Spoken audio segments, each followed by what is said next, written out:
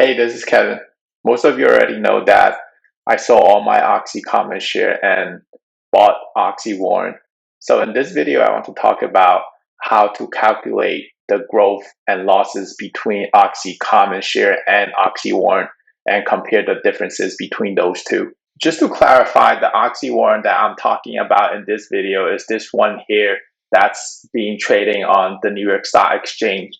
The symbol is OXYWT according to Yahoo Finance, but depending on the broker that you use, it could be like OXY Plus in TD Ameritrade, or I believe like OXYWS somewhere else. But this is the warrant that I'm referring to in this video. For our example, let's assume the current OXY price is at $39.56 and the warrant is at $19.58.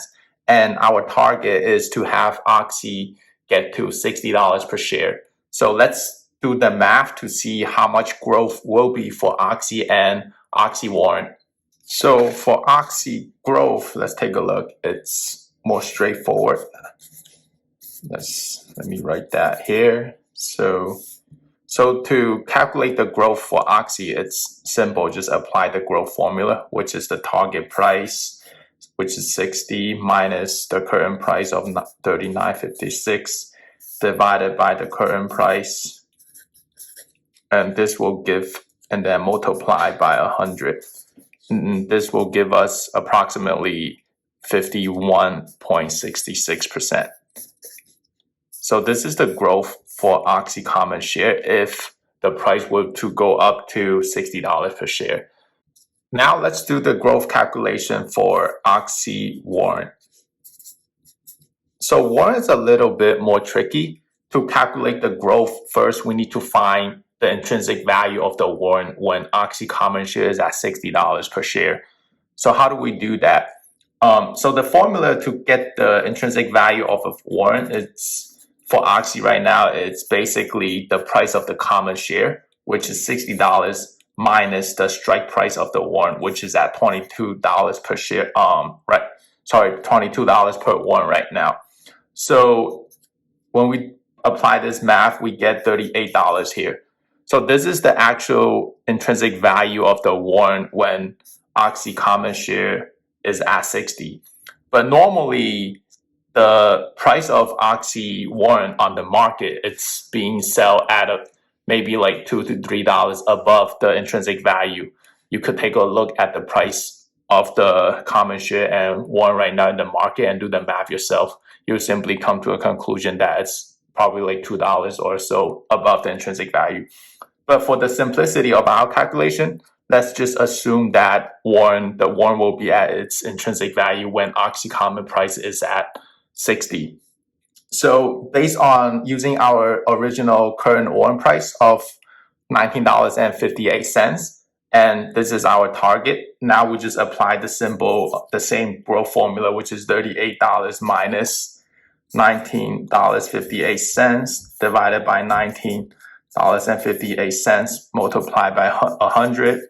And this will give us a growth percentage of, 94.18%. So now you could clearly tell the difference between our previous calculation for growth. The original OXY common growth from the current price to when OXY gets to 60, it's only 51.66%, where OXY warrants is actually 94.18%. This is why I actually sold all my OXY common share and bought OXY warrant. So, and now you could tell the gap between this and that, it's probably around 43%, but this gap actually grows exponentially as the price of OXY common share goes up more. And what do I mean by that? Let's take a look at another example. Now, let me just make a note of this first. So when OXY gets to 60, the OXY common share growth will be, let me just note this down. This will be 51.66%. And OXY warrant growth will be, let me see. So 94.18%. So this is the, now let's take a look at another example and assume that OXY gets to $80 per share. So our new target for OXY is, let me just note this, will be $80 a share. And let's compare the growth. So at $80 a share, let's apply the growth formula for OXY. So we are actually using the same current OXY price. So the growth will be 80 minus 39.56 divided by 39.56 multiplied by 100. This should give you a growth of approximately 102%, 0.22%. Now let's do the same for OXY warrant, and let's see. So when OXY is 80, the intrinsic value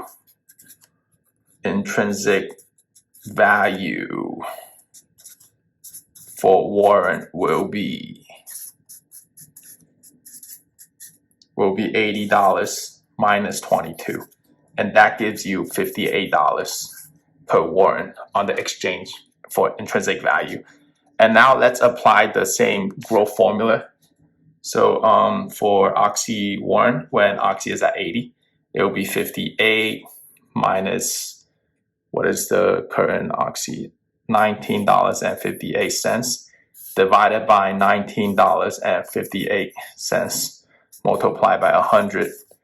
This will give you a percentage of 196%, 0.22% of growth if OXY were to rise up to $80 per share at this point. So as you can see, the more OXY grow in value, the bigger the gap becomes between the growth of common share and the warrant. Although the upside is definitely higher for OXY warrant over OXY, on the other side, the downside is also higher. And let's take a look at an example of that too. Using the same current OXY price of $39.56 and the OXY warrant price of $19.58, let's take a look of how much the price of warrant will drop if the price of the common share will actually go down by $5 in value. And let's take a look at that. Assuming the current price of OXY is at $39.56. OXY warrant is currently at $19.58. So now we want to do the math to see what is the loss percentage if OXY common share were to go down $5 in value. So what that means is we will be targeting OXY at $34.56. And let's do a math on that. So when OXY drops down to $34.56, it's trivial to calculate the loss for common share. It will simply be $34.56 minus $39 and then divided by $39.56 multiplied by 100. And this will give you a loss of approximately 12.63%. And now let's do the math for OXY warrant. So for warrant, we have to do the same. We have to get the intrinsic value first when OXY were to drop to $34.56. So for intrinsic value of the warrant, it's going to be $34.56 minus 22. So this will give us $12.56 per warrant. The same logic applies here. Normally, the warrant will sell a few dollars, maybe like $2 to $3 above this. But for the simplicity of our calculation, we would just stick with this intrinsic value. And let's take a look at this. So this is the intrinsic value. Now we want to apply the loss formula, which is this minus the current value of the warrant, which is $19.58. And we divide this by $19.58. We multiply by 100, and this will give us a 35% drop.